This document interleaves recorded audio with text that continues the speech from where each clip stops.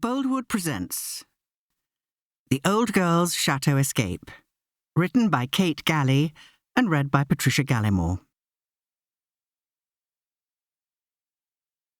Companion wanted for elderly couple, south of France. Temporary position. Live-in. Box 843982. Job specifications. Live-in companion urgently needed for an elderly couple. You will have adjacent accommodation in the grounds of a hotel in Aix-en-Provence. It will be necessary for you to stay while the couple's daughter is out of the country. Knowledge of dementia isn't essential but will be useful. Light domestic chores and personal care as required. You will be asked to escort the couple on outings to the surrounding area to help them adjust to their new arrangement. English-speaking applicants only. But if you have a little French, it could be useful. This is an open-ended position as reflected in the salary. Salary, £1,500 per week. Please apply with CV. Prologue. Dorothy let her eyes scan the wanted advertisement for a second time before she clicked her mouse to exit the page. She sat back in her late husband's chair, her fingers resting on his walnut desk, as she looked out of the window down the stretch of garden to the boathouse. So it was official. Meredith and Gerald really did need a companion. Dorothy's friend Barbara had been right when she'd spoken to her on the phone. It wasn't just gossip. The ad didn't mention the book, though. Barbara had heard that Meredith was writing her memoir, and she had suggested it was going to be a tell-all affair. Dorothy shuddered at the thought.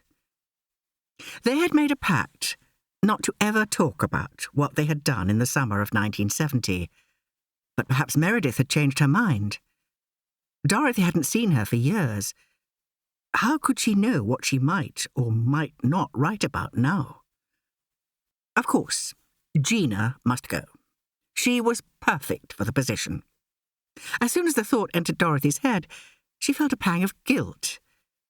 Gina Knight, the woman Dorothy had dismissed as a mousy nobody when she'd first seen her, had since become one of her greatest friends and was now occupying the boathouse at the end of Dorothy's garden.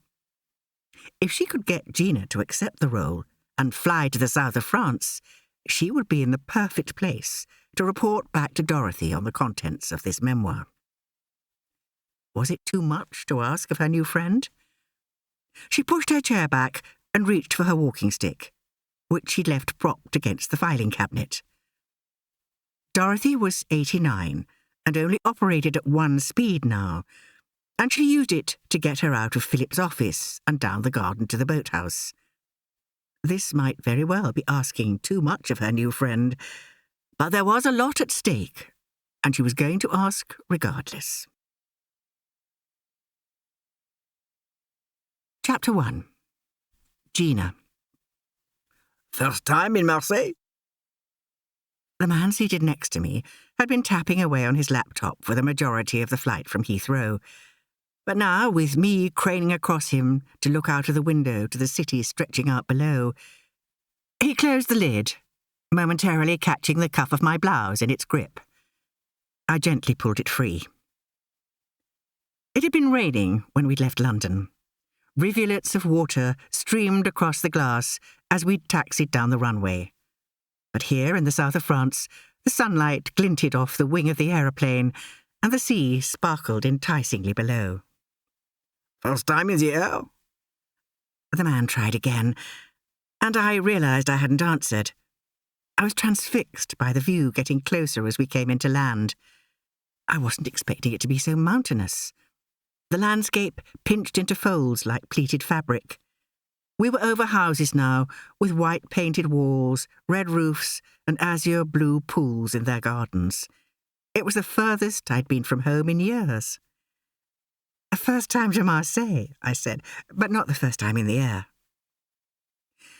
The last time I was on an aeroplane had been when my husband Douglas and I flew to Scotland for a few days. It was just after he'd retired, when I still had hope that we would have a future together. But that seemed like a joke now. Douglas was living happily in a flat many miles from me with little Miss Maidenhead, and I was living in a boathouse in Hampton at the end of an elderly friend's garden. It really was quite amazing how, at the age of 71, my life had changed immeasurably. "Is Marseille home?" I asked him, making an assumption based on his lovely French accent. The deep tone of his voice made the words sound quite sexy. Good God, what a thought. He was at least 10 years younger than me, and besides, Douglas may have moved on, but we were technically still married.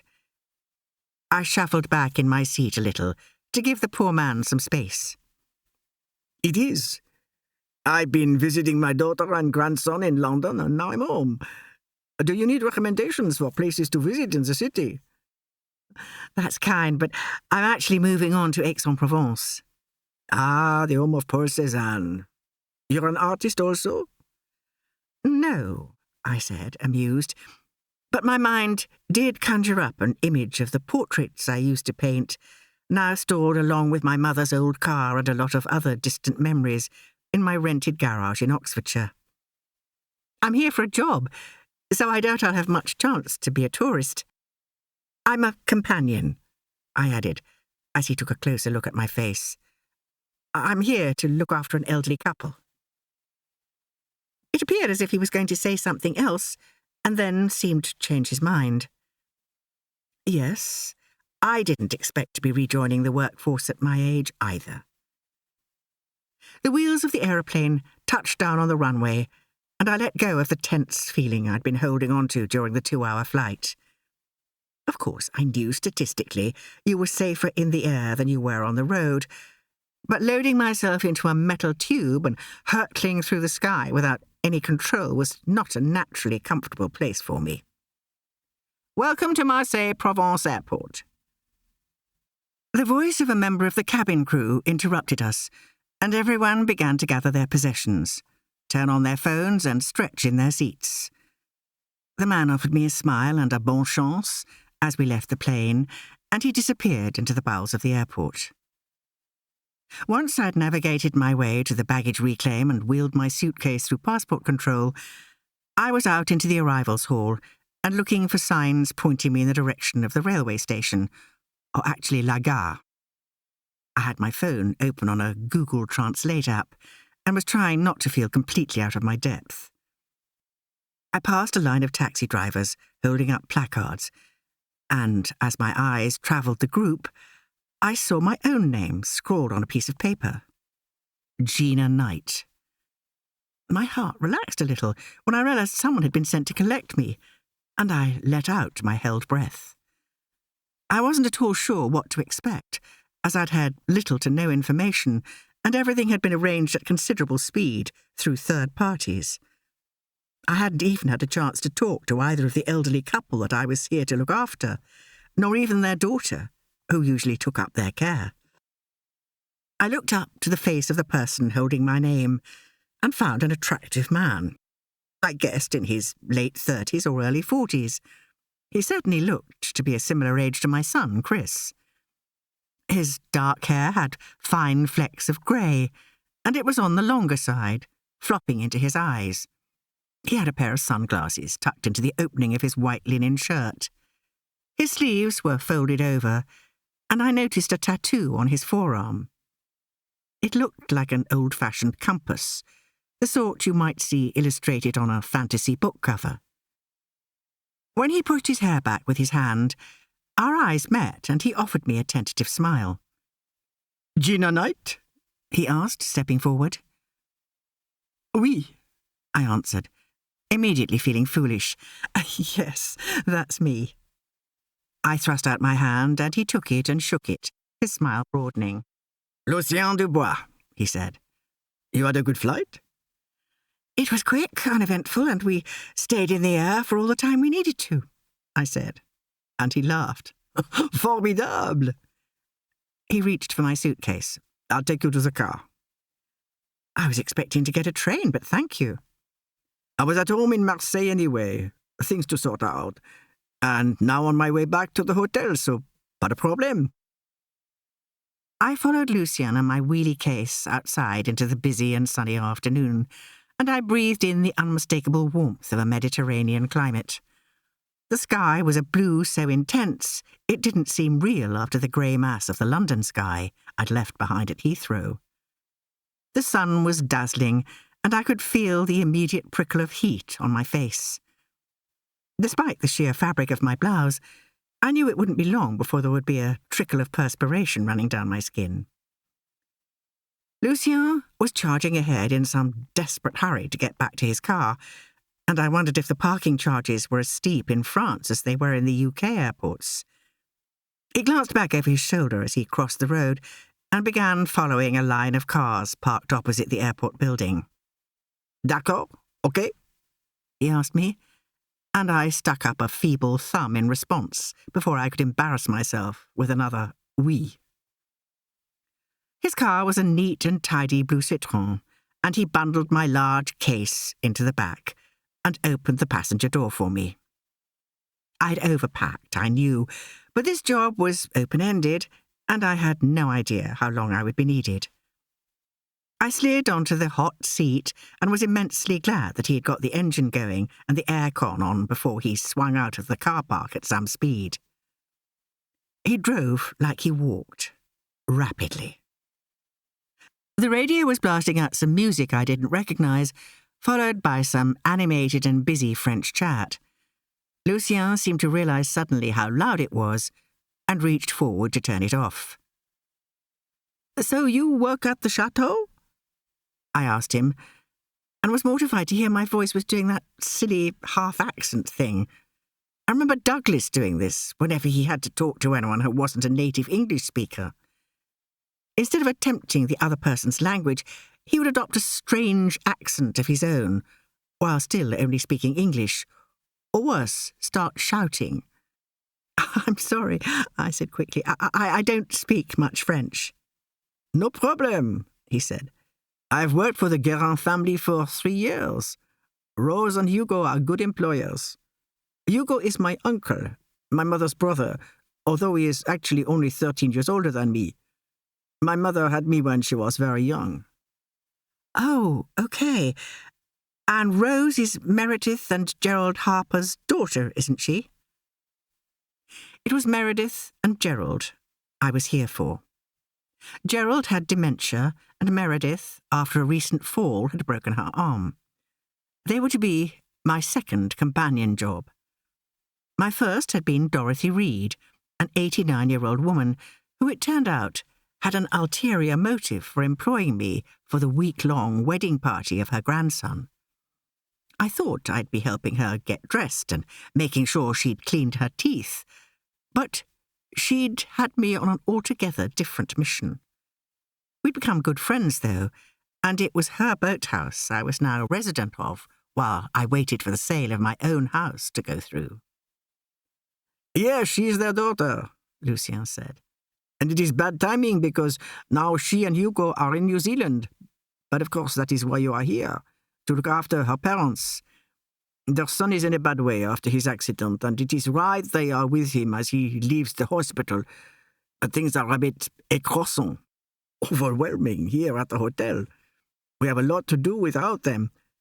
I am the temporary manager until Hugo comes back." I noticed it was twice he'd used the word hotel rather than chateau. Dorothy had told me it was a chateau. I was preparing myself for disappointment. But Lucien looked pleased with himself for a moment, proud of his position despite how busy he clearly was. My heart sank for a moment. I didn't want to be arriving into chaos. I wasn't really sure I even wanted to be here, but Dorothy had arranged it. I had been bulldozed again. She could be a very persuasive woman when she'd put her mind to it.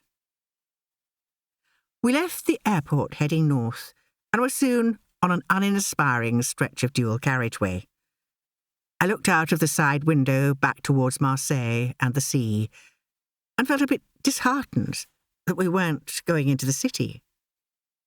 Lucien must have sensed my thoughts. "You should go on a trip when you have time. I could show you around if you like." I imagined what a tour of the city with Lucien would be like, and saw myself racing to keep up with him. He'd probably be an enthusiastic tour guide, and I'd be left out of breath and sweaty in his wake. Not so much the beautiful heroine with a carefully tied silk headscarf, but more the huffing and puffing older woman with clicking knee joints. I didn't want to offend him, though, and it seemed as if he'd probably be too busy with work anyway. That would be very kind, I said simply. We have the oldest city in France, he said proudly. We are old, but we are also new here. We are glamorous and gritty. We are not only French, but Moroccan, Italian, Spanish, and Armenian, Algerian. We are known for a good bouillabaisse, but really we do the best pizza of anywhere. But you know, check out the North African food. It's delicious. He suggested a trip to the Vieux Port, the old port, to eat seafood and take a boat trip. He told me that the view from the Basilique Notre-Dame de la Garde was magnifique. When he asked me what I used to do in my younger working days, I told him of my time as an art historian, a museum curator, although that had been a very long time ago, another life ago. He then began an excited spiel about the oldest part of Marseille, the Panier Quartier, and its colourful street art, funky sculptures and open-air art gallery. You can go for the art, I go for the food, he said. And you know, we have brutalist structures too. You know, concrete. I know, I said, smiling. Le Corbusier pioneered it. Exactement. You know the Cité Radieuse? I've seen pictures. You must go see it in the flesh, in the concrete. He laughed then and swerved violently to overtake a lorry. I really don't expect I shall have a lot of time, to be honest. Clinging onto the side of my seat, a thought of not making it to the hotel alive crossed my mind. But Lucien was passionate about his city and extremely likeable, if a little hyperactive. I felt I had an immediate friend if I should need one. We were driving up into the mountains now, and the rocky terrain had gone from a rich terracotta colour to a chalky white. The vegetation was like a thick gorse, and the trees were mostly pine. But of course, we are going to Aix-en-Provence, the home of Cézanne, and nameplace of our hotel. People come from all over to see his studio, and to see where he painted, walk in his footsteps. You will be among friends. My research about the area had been limited by the fact I'd had so little time to prepare. I'd mostly been looking up how to care for someone with dementia. But of course, I knew Paul Cézanne and his work. His paintings of Mont Sainte-Victoire, in particular seen from Bellevue, in its panoramic and delicate beauty, came straight to my mind. Although my favourite by far was the brooding and intense L'Estaque, melting snow. To know I was heading into these locations and into the home of Cézanne himself gave me a frisson of excitement. I began to see signs for Aix, but Lucien told me we were going straight to the hotel, and he took the road that skirted south of the city itself. Before long, we were onto small woodland lanes that could easily be mistaken for some of the roads around my house in Oxfordshire. The way the trees created a tunnel was very familiar. Then, after a short time, we were at the entrance to the hotel itself. There was a long driveway made to look even longer by the line of cypress trees that flanked it. And then we came to the main building. Dorothy had been quite right. It was a chateau, that was for sure. My eyes travelled up from the fountain in the middle of the driveway to the large doors of the main entrance, flanked by two large olive trees standing sentinel. The building was made of cream and ochre-coloured stone, with warm grey-painted shutters on all the many windows. The roof was steeply pitched with ornate gables at either end, and 4 turrets dominated each corner of the building. I gave up counting the finials after 8. It was truly a chateau you'd want to escape to. The borders to one side of the building were filled with flowering shrubs and woody herbs. There was a large square of lawn with tables and chairs set underneath a sprawling tree, which cast a dark shadow of its silhouette. There, in the shade, a lone woman sat with a coffee and her newspaper, looking a little like a model with her props for a chateau photo shoot. It was all very perfect, and because of that perfection, I suddenly felt a bit disconcerted and ever so slightly intimidated. Hotel and Spa du Cézanne, Lucien said, rather grandly, as he swung the car past the main building and into a small car park on the side, spraying gravel towards some hedging as he skidded to a halt. "What can you tell me about the Harpers before I meet them?" I asked him as he switched off the engine.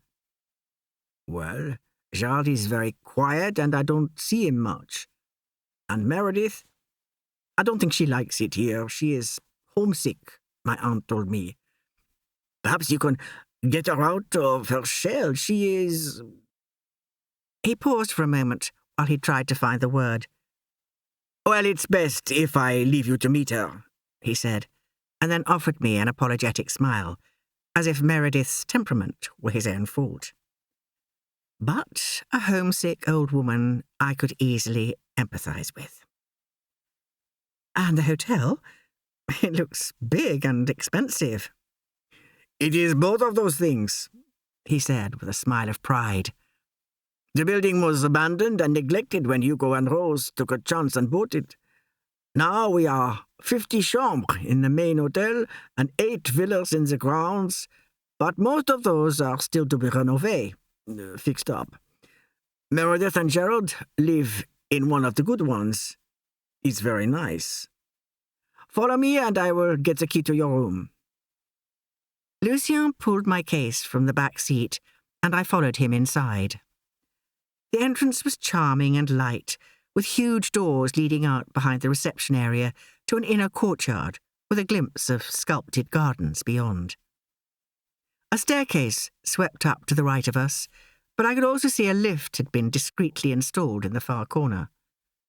Everything, from the seating to the artwork on the walls to the curtains and the furniture, was luxurious. Rich tones of blues and golds and greens were followed through all the soft furnishings and carpets, and someone had taken great pains to put together the most beautiful floral display on a large mahogany table in the middle of the space. I could never afford to stay in a place like this, and yet here I was. I felt exactly as I had when I'd arrived at Woolstone Hall, the country estate in Norfolk, where I first met Dorothy back in August. Overwhelmed. I hadn't been there as a guest either. I was staff, and I had to be mindful of that. And then I remembered what Dorothy had asked me to do while I was here. She'd sent me on a mission that was far more than should be asked of any companion. Dorothy had learned that her former friend Meredith was writing her memoir. A mutual friend of the two women had told her. It had sent Dorothy into a spin. "What I need you to do," she had said at the time, "is to see what Meredith is writing. We were involved in something many years ago, and if she is now going to uncover that long-held secret, I need advanced warning. I'd be surprised if she would, but you never know with us oldies when we get to the winter of our lives. Some of us feel the need to offload. It would be uncomfortable for more than just me if this comes out now. I would need to take action." "Dorothy, let me be clear," I had said. "I'll be there as a companion and perhaps a carer for Meredith and Gerald while their daughter and son-in-law are away. I won't be poking around in their business." "But you do poking around so well," she had reminded me with a smile, which didn't quite meet her eyes. I realised that this really was bothering her. Why don't you just ask her not to write whatever it is? I had said. Ah, well, that is because we haven't spoken in years, she'd said. We had a falling out. Now, here I was in the chateau and on the brink of meeting the couple themselves. I had a huge lump in my stomach that had nothing to do with the croissant I'd stuffed into my mouth at the airport. I suddenly had a horrible feeling I would be seeing it again. Chapter 2. Gina. I hung back, holding onto the handle of my case for a little support, while I collected my thoughts. I needed to pull myself together and concentrate on the fact that I was here to look after a nice old couple. Whatever Dorothy had planned in her mind didn't have to interfere with my simple job as companion. A gentle chatter filled the space from the guests who were coming and going, and also those who were waiting. A couple relaxed on one of the sofas, leafing through the magazines that littered the coffee table. A woman with a dog was standing by the door, organising her rucksack, and reminding me that I'd read about all the walking trails in the area. A family were holding a map, deciding on their route, and staff busied about, back and forth, clearly rushing, but with smiles arranged carefully on their faces. As they passed Lucien, I noticed they would acknowledge him with a nod or a smile, and one man patted his shoulder. He was liked, that was clear, and I wasn't surprised. Lucien chatted to a woman behind the main reception desk. In fact, I'd say he was flirting, the way he leaned into her as she passed him what looked like my room key. She was wearing a blue skirt and a green silk blouse with a lovely gold brooch pinned to one side. Her hair was so blonde it was almost white and fell down her back like a waterfall. She was very beautiful, and I wasn't at all surprised that handsome Lucien was taken with her. He walked back towards me with an envelope containing the key to my room. I was keen to dump my case and freshen up before meeting Gerald and Meredith. "She's very attractive," I said, nodding in the woman's direction, and his smile lit up his entire face. "Beatrice," he said. "I don't mind telling you I'm half in love with her."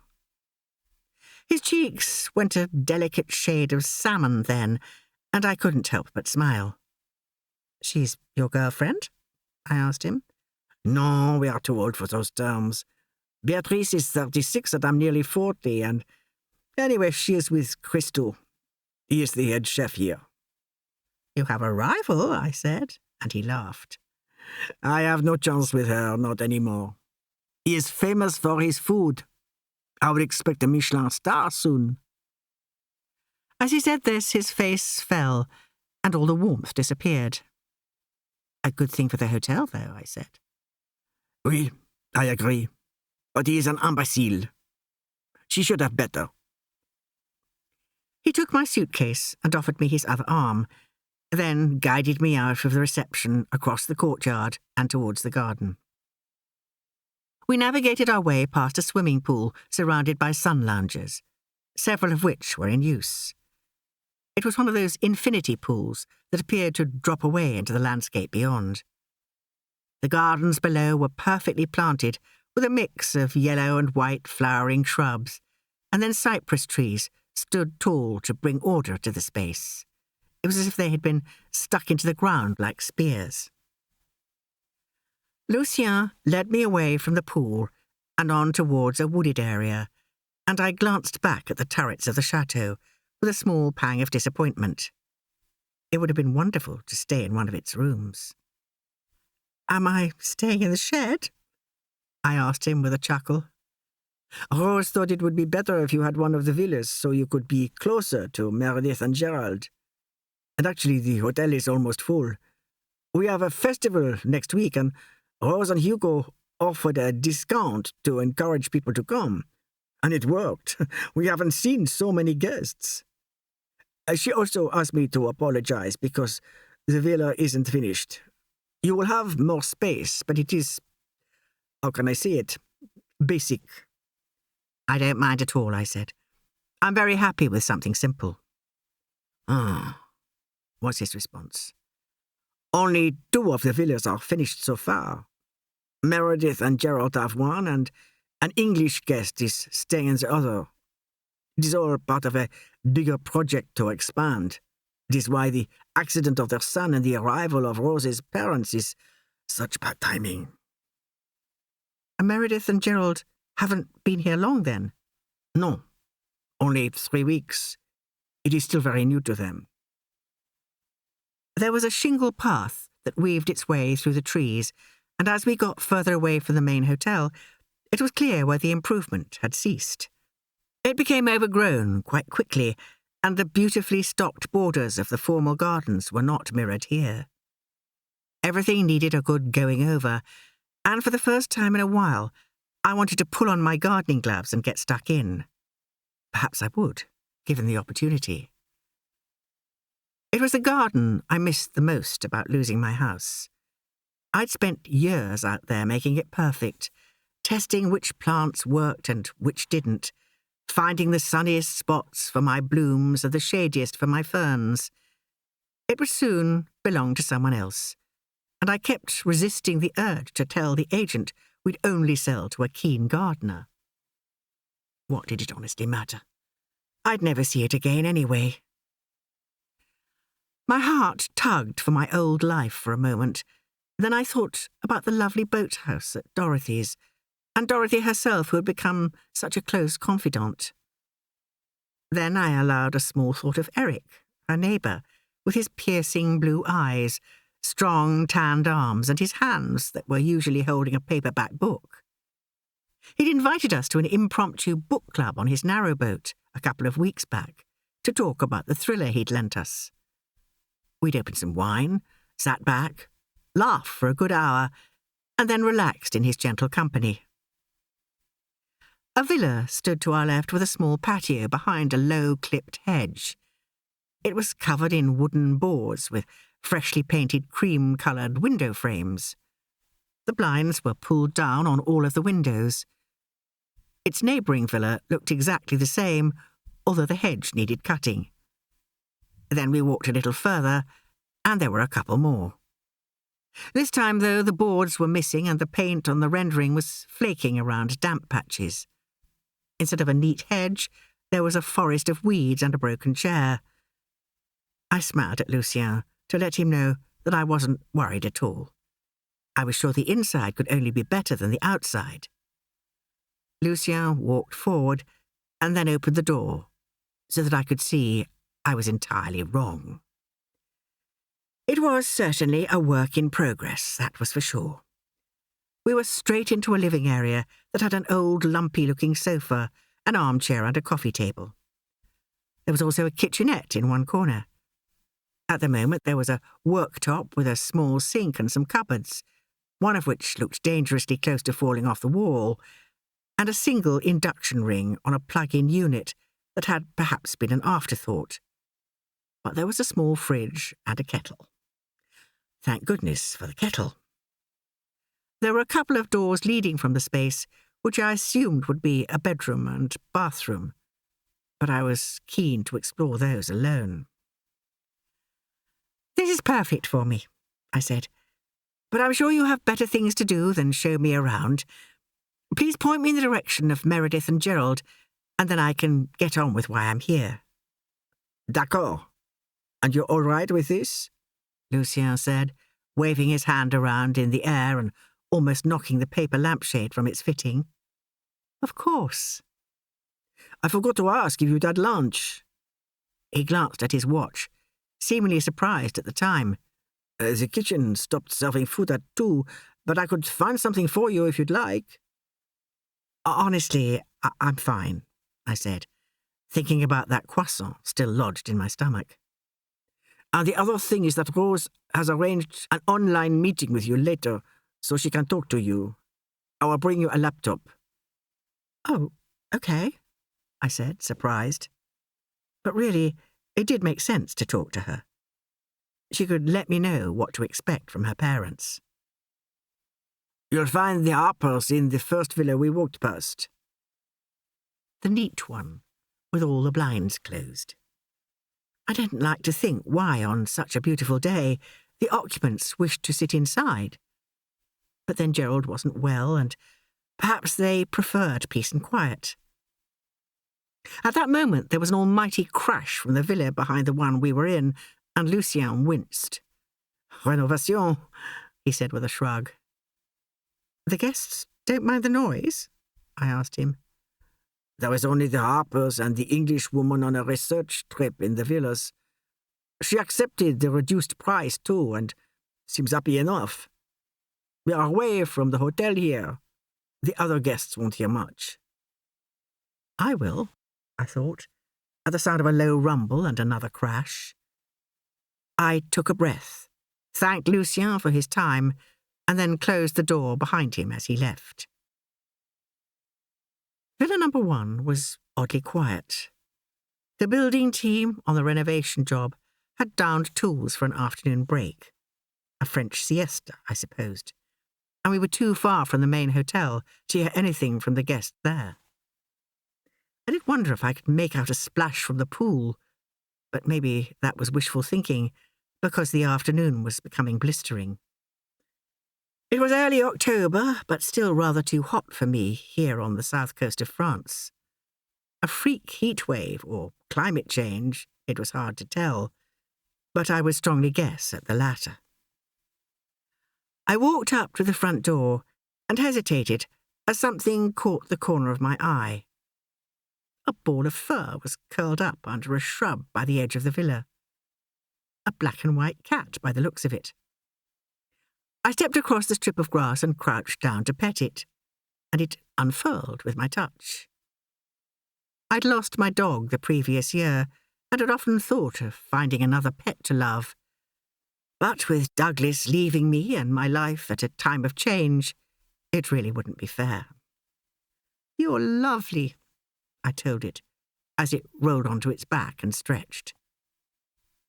Just then the blind on the window above my head snapped up, and a face appeared behind the glass. A woman with a pinched nose and narrow eyes stared at me, and I scrambled ungainly to my feet. "Hello," I said brightly, lifting my hand to wave. "I'm Gina Knight." I wasn't sure if she could hear me from behind the glass, but her mouth stretched into a thin, tight line before she leaned forward and opened the window. "Come to the door," she said brusquely, "and don't bring that bloody cat with you." I paused for a moment while she slammed the window shut and lowered the blind. It took me a second longer to reassess my assumptions, because I thought I might have just met Meredith Harper, and she wasn't the kindly old woman of my imaginings. Chapter 3. Lucien. Lucien felt terrible about leaving Gina in the villa in its unfinished state. He made a mental note to go back and replace that broken chair for her at least. The trouble was they'd been given next to no time to get the villa in a reasonable condition, and on top of everything else that needed his attention, well, it was all starting to look like too much. He had a couple with a leaking shower, a guest who couldn't handle the full sun on their balcony and wanted to swap with someone on the other side of the hotel. Helena, a member of kitchen staff, who was on the brink of leaving because she couldn't bear Christou's outbursts, and a man with a spider that needed removal from his bathroom. The spider was next on his list. The spider was pain grillé. The spider was toast. Lucien unfolded the sleeves of his shirt and buttoned up his cuffs when he caught his reflection in the mirrored lift. He used to love his tattoo. It meant a lot to him. It had been a while since he'd had it done, but he still remembered the sharp scratching of the needle on his skin, then pulling back the plastic wrap to show his friends and girlfriend at the time. A compass to symbolize all the directions his life could go in. He'd been young, good-looking, and his future was full of endless possibilities. Then his father had died, and his mother, Solène, had become, well, difficult. Just over 10 years had passed now, and occasionally those points on the compass taunted him. He'd spent most of that time looking after his mother. What had he achieved for himself? Nothing. He loved the artistry of the tattoo still, but less so its original meaning. Either way, he tried to keep it covered for work. He wanted so much to be taken seriously. His Uncle Hugo had left him in charge, and he fully intended to keep everything ticking along smoothly. The trouble was they were hosting the Food and Art Festival in only a week, and had so much to do. Lucien had mad dreams that Hugo would come back early and leave Rose in charge of Oliver's recovery. But he knew this wouldn't be the case. Hugo adored his boy, and even though he was now a man, there was no way he wouldn't be by his side as he navigated this new path. Lucien loved Oliver too. He'd been like an older brother to him rather than a cousin, and he couldn't bear the thought of him having to deal with this new life he had. A life that might see him on wheels rather than on his legs. But he was strong and young, and one thing that Lucien knew about Oliver was that he would never give up on anything. Oliver should be the one with the compass tattooed on his arm. Lucien exited the lift on the second floor and checked his WhatsApp for Béatrice's message. Monsieur Moreau, chambre numéro 10, Beatrice had typed. Grosse araignée, poilu, big, hairy spider. Monsieur Moreau was standing outside on the landing, looking distressed, with a bath towel around his middle and his hair dripping onto his chest. He didn't seem to have a waist, and with the sun he'd clearly caught, he reminded Lucien of a slightly undercooked sausage. His door was propped open with a chair, and he glanced up when Lucien arrived beside him. I keep hoping it will just walk out by itself, he said in French. Don't worry, I will deal with it, Lucien said. His chest puffed up a little. It's in the bathroom, but I don't want you to kill it. Just catch it and let it go. I like spiders and I'm not afraid, Lucien said, and walked confidently into the room, over to the ensuite. The door was open and he glanced inside. The bath mat was wet and pushed half up the side of the bath, no doubt in the man's rush to make his escape. Lucien wished Beatrice was here to witness his heroic actions, but he would just have to enjoy telling the story later. Stepping into the middle of the room, he was beginning to think the spider had indeed left of its own accord, when a flash of black caught the corner of his eye. It was huge and running down the shower curtain towards Lucien's feet. Despite himself, he let out a high gasp and went to take a step back, but slipped on the edge of the wet bath mat, and as he reached out to steady himself, he brought the shower curtain down off its pole with one yank. All okay in there? Monsieur Moreau called from the landing. Lucien scrabbled around on the tangle of curtain, mat, and wet floor until he was back up on his feet. All is well, I nearly have him. When Lucien pulled up the curtain, though, he did indeed have the spider, but it was a wet, dead pancake of a spider. He rehung the curtain, folded the mat over the edge of the bath, and flushed the spider's corpse down the toilet. Then, clapping his hands together, he rejoined his guest on the landing. I'll take him outside. You are safe to go back in. Merci, monsieur. I'm most grateful to you. Lucien kept his hands cupped until he was back inside the lift, and then wiped them on his trousers when the door had closed. He definitely wouldn't be telling this story to Beatrice. He was about to step out of the lift into reception when his phone started buzzing in his pocket. He had set it to silent once the calls had started to arrive, but he couldn't quite bring himself to stop the vibration as well. He certainly couldn't turn his phone off, as Hugo liked to check in from time to time. He demanded updates to make sure that everything was running smoothly. It wasn't Hugo's name on the screen, though. Lucien ran a hand through his hair and wiped a bead of sweat from his upper lip. Then he pocketed his phone, with it still buzzing like an irritating wasp. "Lucien!" Beatrice called to him as he stepped out of the lift.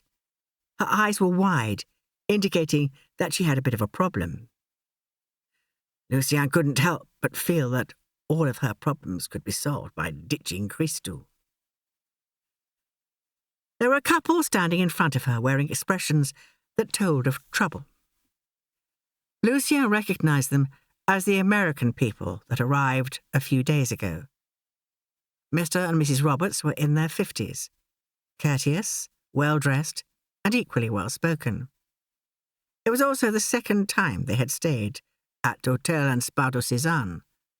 They were from Washington, they had told him, when he had checked them in this time, and had apparently enjoyed themselves so much last time that when they had received the email about the Art and Food Festival, they decided to hop over the pond. "Nous avons un petit problème," Beatrice hissed at him, despite Hugo and Rose asking them all to speak in English. It didn't bother Lucien. His English was good, and he'd lived in London for 5 years when he'd finished university. It made sense to him for a hotel that looked after guests from all over the world to try and simplify communications. Most of the staff had good English, certainly a lot better than the French that most of the guests attempted. But some resented not being able to speak in their own language. He understood, but he was someone who followed the rules. His thoughts went briefly to the phone call he'd just ignored. Mostly he followed the rules. "Mr. and Mrs. Roberts, how may we assist you?" Lucien asked as the couple turned to him. "Ah, Lucien, isn't it? Please call me Bradley. We have a situation, but I certainly don't want to bother any other guests. So could we take this somewhere private?" Lucien thought about Hugo's office that was currently a bit of a mess. He just hadn't had the time to sort it, but there was nowhere else that offered as much privacy. "Please, follow me," he said, sweeping them out of reception and away from the raised eyebrows of Beatrice. She liked to make fun of him, but Hugo had left him in charge, and he would have to sort out whatever situation Mr. and Mrs. Roberts found themselves in. He couldn't see how they could have a problem with their room, because they had one of the best suites, and Beatrice was in charge of the cleaning staff. She was usually on top of everything, but if something wasn't quite up to scratch, he could offer complimentary spa treatments and a basket of fruit, perhaps a bottle of something from Hugo's cellar. That would have to be a last resort, though, and would certainly be done with a lot of thought. When he'd first started working at the hotel, he'd taken the wrong bottle of wine when he'd had a shift in the restaurant, and instead of a reasonably priced Châteauneuf du Pape, he'd actually handed over an eye-wateringly expensive bottle of Château La Violette, Pomerol. He'd tried to make a joke about it with Hugo, about having wine in his cellar that was out of the region, and what did he expect? But it had fallen flat.